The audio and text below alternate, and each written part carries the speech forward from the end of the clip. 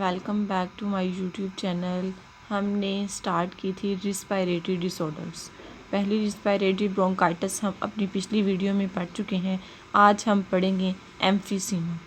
Emphysema क्या है? जैसे कि मैंने पहले भी बताया कि ये रिस्पायरेटरी डिसऑर्डर है, रिस्पायरेटरी डिजीज़ है जो कि रिस्पायरेशन से रिलेटेड है। रिस्पायरेशन मतलब गैसेस के एक्सचेंज से।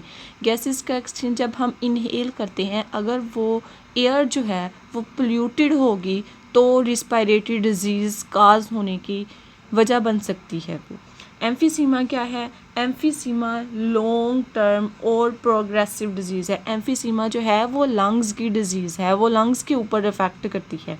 एक लॉन्ग टर्म और प्रोग्रेसिव डिजीज़ है। लॉन्ग टर्म और प्रोग्रेसिव का मतलब ये होता है कि वो यकदम नहीं हो जाती, वो आहिस्ता आहिस्ता पहले थोड़ी सी वाल्स को एम्फीसीमा जो है वो एल्व्यूलाइज की वाल्स को डिस्ट्रक्ट करती है।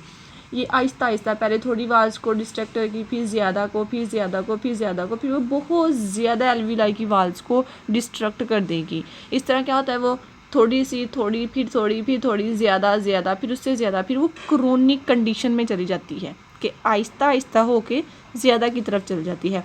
और ये इरिवर्सिबल डिजीज़ है। इरिवर्सिबल डिजीज़ ये है कि जब ये डिज़ीज़ हो जाती है, तो अगर ये क्रोनिक डिजीज़ हो गई है तो वो दोबारा माइल्ड कंडीशन में चेंज नहीं होती, ये परमानेंट डैमेज कर देती है, दोबारा उसको सही नहीं करती, वो परमानेंट ही उस एल्व्यूलाई की वाल्स को डैमेज कर देती है। जैसे मैंने पहले भी बताया, ये एल्व्यूलाई की वाल जो है डिस्ट्रक्ट हो जाती हैं एम्फीसीमा में।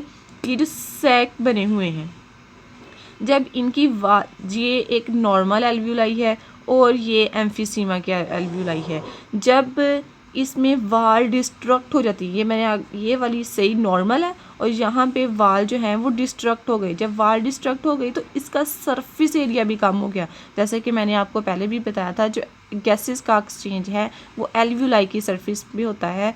अगर एल्व्यूलाई की सरफेस ही कम हो गई है तो उससे गैसेस का एक्सचेंज भी कम होगा। गैसेस का एक्सचेंज कम होगा तो हमारी बॉडी के अंदर जो है वो ऑक्सीजन का लेवल भी कम हो जाएगा।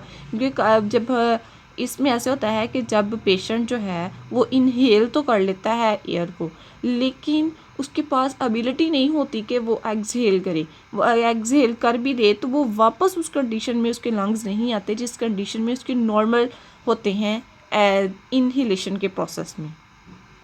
ये लंग्स के टिश्यू को ब्रेक डाउन करता है और वो प्रॉपर तरीके से पुश आउट नहीं कर सकता अपनी एयर को।